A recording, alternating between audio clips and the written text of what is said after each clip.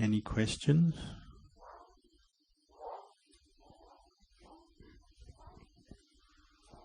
Simon, any questions? Is there someone called Sally? Sally. Do you have any? Tanajan is asking, do you have any questions tonight? No questions.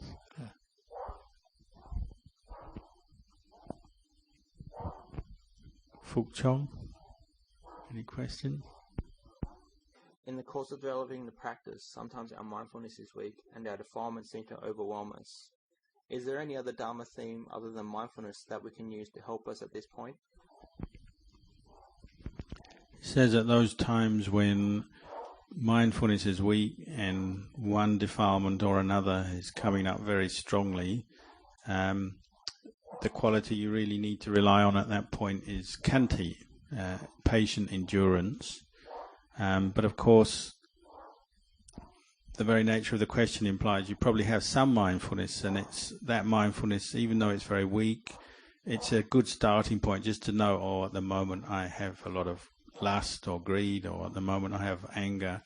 Even though you can't stop it coming up, it's taken over your mind, at least you have a little bit of awareness just to know that's where I'm at, that's what I've got. And then you rely on your patience, not to follow it, not to build it up, indulge it, not to act on it, but just bear with it in your mind, as long as you don't have enough mindfulness to let it go yet, until gradually the kilesa itself will also become weak, because it's impermanent thing. Whatever mood you have, whether it's lust, whether it's anger, whether it's delusion of some sort, sooner or later that itself will start to fade from the mind. It will weaken down, and it's at that point where it starts to weaken that you can re-establish strong mindfulness. You've been kind of like half following it along. You'll notice the point where it starts to fade from the mind, then you re-establish strong good mindfulness. And it's at that point, say you've been caught into a mood of lust, where you might bring up the contemplation of the unattractiveness of the body at that point, and because that mood of lust has gradually faded, now you can review it with fresh mindfulness, strong mindfulness and wisdom at that point. Or if it was anger, you were very upset, very emotional about something, now that that emotion has passed and faded from the mind, that is the time that you bring up mindfulness, say, of metta, kindness, compassion, again reviewing that past mood and then teaching your mind at that point using the wholesome Dhamma that you're bringing up with this new fresh mindfulness. The important thing to do at those times when we do have a particular kilesa overwhelming the mind and it seems like there's nothing we can do about it other than just bear with it, don't let your mind get caught into the desire for peace and say, oh, I wish it wasn't here, I wish I wasn't all stirred up like this, I wish I was peaceful, because you're only adding to your suffering at that point, and it will confuse you further and make it even harder to practice this patience until the mood has passed away. You're just interfering with it as it were. So the main thing is just practice patience, endurance, and as much mindfulness as you can. You just keep following along with that mood. You're that way, and then when it gradually fades from the mind, then you start practicing mindfulness again, re-establish mindfulness, and contemplate what's past, and see if you can get some insight on it. How do we develop upekkha when doing the 4 Brahma-viharas? The 4 Brahma-viharas are skillful practices. They're really specifically what we call samatha meditation practices, and they have specific aims and help. Sometimes are used particularly for people with specific personality traits. So, for instance, the first, Metta Brahma-vihara, is the development of the thought of, or the object of loving kindness, loving friendliness as a meditation object, and is particularly used by those who, of the character, the dosa jarita, the angry character.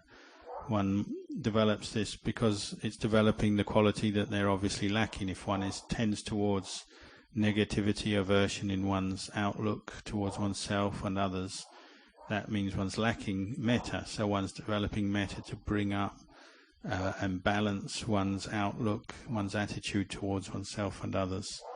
And the result is that the heart cools down, so one achieves some peace and stability of samadhi.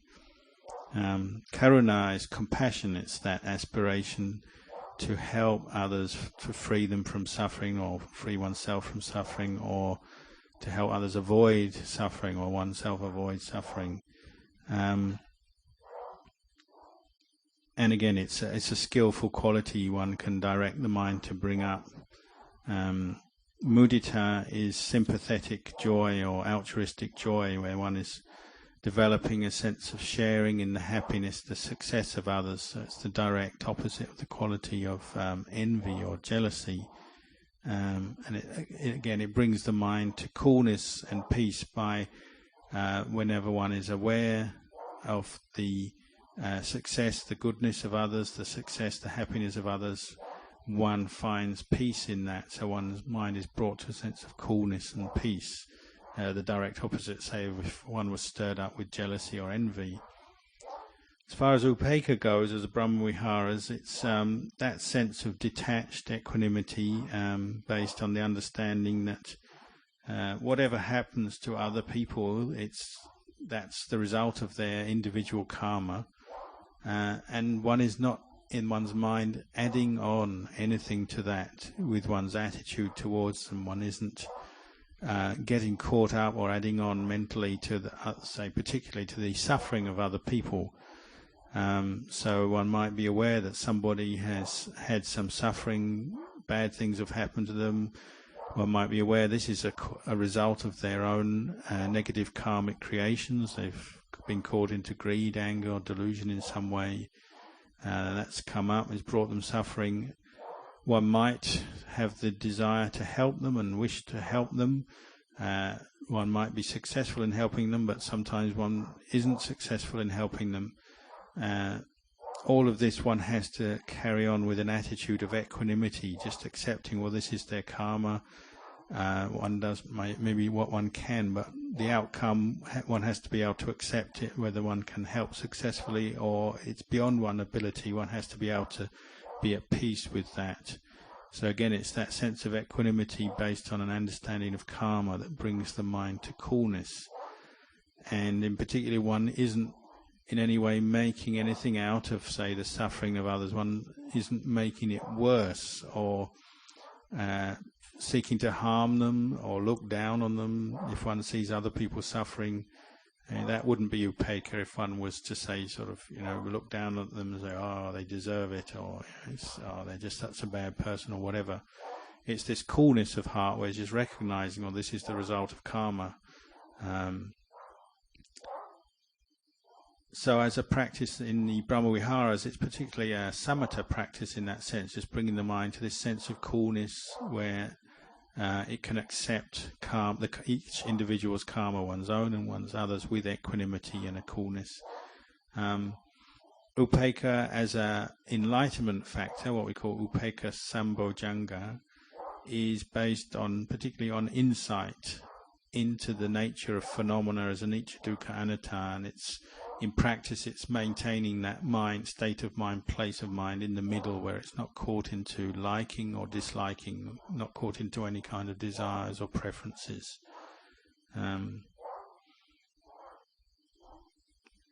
With these practice, the Brahmaviharas, they have the simile or the contemplation just as an example. Say when you have metta, karuna, mudita, upekkha in the mind developed well, the attitude is one of a sense of seeing oneself and others all much the same. One doesn't have preferences in the mind. One isn't attached or clinging to other people or oneself. One sees everyone, oneself and others, all of us the same. So, for instance, if, say, a group of terrorists were to grab you and a few of your friends, say 5 of you, take you all hostage, and then they decided to kill one of you, it would be that sense of absolutely the same, whether they take you or they take one of the others. The mind would have no preferences. It would have equanimity there. That would be a good example of equanimity at work in the Brahmaviharas.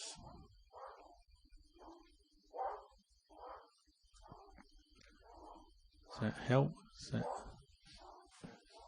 When practicing the 4 Brahmaviharas, do we do them separately or do they all arise together? Probably in practical terms, we'll tend to develop the first one, metta, which is probably why it was put first in the order. We'll develop that first. It's very much sort of the heart of Buddhist practice, and especially in the beginning, one is just developing metta, sense of kindness, friendliness towards oneself and others. And you can see in the practical development of the mind, the spiritual development of the mind, the more metta is developed, well, the other 3 Brahmaviharas will grow out of that very easily, very naturally. So, say one is developing a friendly, positive outlook towards other people, when they have success and happiness and good things happen, one immediately has a sense of sharing, wanting to share in that success. One is happy for them. Or if they have suffering, one will have a sense of concern for them that they're suffering, or what can I do to help? So the other 3 will tend to grow out of metta. But he said at the beginning, they can be practiced individually, obviously, as individual meditation techniques as well, but they'll tend to also support and grow out of each other.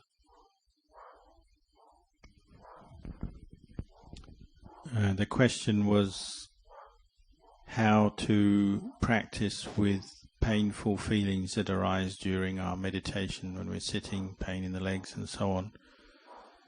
Ajahn said in the beginning, when our practice was still new and our level of mindfulness and other qualities are maybe still developing, we just have to learn the right balance, and if the dukkha vedana, the painful feelings, are just getting too much, well, we have to use changing of posture to get by. We move our legs, we stand up and so on. But as the practice continues and we do it more regularly, we'll find the level of mindfulness, the level of patient endurance, the level of wisdom will come up. And you might find sometimes that you don't need to always just move when there's pain. One can start to investigate pain, meaning when there's painful feelings arising, if they keep coming into consciousness, bothering you, you keep turning your mindfulness to be mindful of the vedana itself, and to investigate by literally asking oneself questions about it. Where is it coming from? What's the source of this vedana? Why is it here? You can maybe bring up the contemplation, a dead person has no vedana. Why is that? Because their consciousness and the body have separated. I have this vedana here. Why is that? Well, because the 5 khandhas, they're still all intermingled. There's still attachment here. There's still a sense of attachment to this body. Therefore, when vedana arises, I feel pain and I attach to that pain. There's no real separation in any of that. No, not yet any wisdom in that. So you keep investigating in different ways, contemplating it, and also one's patience comes up, and one might start to actually experience a sense of separation. One can see the separation between the mind that knows the vedana, the body, because in essence these are all what we call elements and khandhas. These are separate things, parts of nature that are individual of themselves. They're not anything that you can say is a self, and that sense of ownership comes through delusion. So as we start investigating, the sense of ownership and identification with the pain starts to diminish. Now, of course, at first that doesn't mean the vedana completely disappears. It might mean at first that one can just sit there with this insight developing, and one can just sit longer with more pain and deal with more pain. But sometimes it might actually mean that having contemplated and really seen it as, say, anicca, dukkha, anatta, the whole pain just disappears, and actually one completely frees oneself from pain during the meditation. But what one will also experience is that, of course, say one might be trying very hard with mindfulness and developing wisdom during the meditation, and as one finishes, then one might find the level of mindfulness and wisdom sort of drops a bit, and then, that was a lot of pain, and it all comes back, and one back to square one. One has a sense of identification with it, or not just physical pain of the body associated with sitting a long time, which is to do with the interruption of the movement of the blood and oxygen around the body. That's where sort of pain often is coming from. But other kinds of pain or discomfort could be, say, from the weather, like feelings of coldness, feelings of heat. And one finds sort of as one finishes the meditation, suddenly what one could bear because one was really practicing mindfulness and not giving into the thoughts and the proliferation around them, that stops a bit. So one immediately says, oh, it's so cold, or oh, it's so hot, or my leg hurts so much, and one's back to square one. So one just has to keep building up this ability to be mindful of the particular painful or discomfort, the painful feeling or the discomfort, and over time both one's endurance develops and also one's ability to be mindful of Vedana in itself and investigate it, to see it as something separate from the mind that's trained in mindfulness and wisdom. One will develop that sense of separation more, and one will be able to last longer and go for longer periods of practice like that. There was a question, when we finish our meditation session, should we spread metta as a sort of a conscious act at that point, say at the end of a meditation session, or should we or could we share the merits of our practice? And is there a difference between spreading metta and dedicating merit? And say one is dedicating merit to somebody, does one think of their face or their name or whatever? And Tanajan answered that generally when one becomes peaceful, and say particularly towards the end of a meditation, then it is a good practice to, we say, spread metta. That's a very general practice where one is just directing the sense of peace, happiness that has arisen in the mind outwards to all beings. So it's a very general practice to all beings everywhere. The practice of sharing merit or dedicating merit is specifically for the dead, and one will tend to do it. One can do it at that time as well, say at the end of a period of practice when one's feeling peaceful, one might want to dedicate that to a person. Generally it's our relatives, friends, relatives who have died, and one has to, in one's mind, somehow identify the person. So it might be thinking of their face, saying their name, thinking of that person in some way, and it's as if inviting them to share in the goodness of one's practice at that time one is doing that.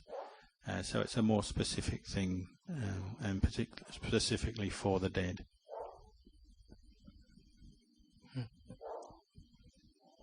Can you share your merits with the living as well as with the dead? It's really that practice of spreading metta. I was meditating once and I had a mental image come up of my friend with all sorts of grass and roots coming out of them at all the different sense doors. I think this has a Dhamma meaning, but I'm not sure. Could you help explain what it maybe means? And you might say this is a sort of an image, a refined image of what's going on in the mind, the way the sense doors become a form, a doorway, a pathway for attachment to arise. But that's just an image giving you an example of, say, the refined process that's going on. One doesn't really have to concentrate on that or concern oneself with that. What one has to look at is each sense contact that is arising, whether it's, say, one's seeing a form, one's hearing, one's smelling, and the reaction and any particular craving and attachment arising from that. One just is mindful of that from moment to moment, and when one sees a kilesa forming based on some sense contact one's had, one contemplates to see that as anicca, dukkha, anatta, to let go of that particular desire and attachment, and that will automatically be cutting off the very roots which stretch back to or go back to the heart. One doesn't have to worry about the heart or the roots being down there and this sort of refined kind of idea of the sense doorways, one leading to the other. One just goes to whatever sense contact is arising from moment to moment, and one's job is to keep practicing mindfulness continuously to the point when the mind becomes firm in samadhi, becomes peaceful, and then one should have a good foundation to just keep contemplating anicca, dukkha, anatta, and this will be cutting off the sense of self and the mental proliferation and the attachments that are forming with each sense contact as it arises. And if one keeps doing that, well, naturally it will reach a point where one has completely uprooted one defilement or another. It will keep uprooting completely and no longer just be sort of a temporary thing.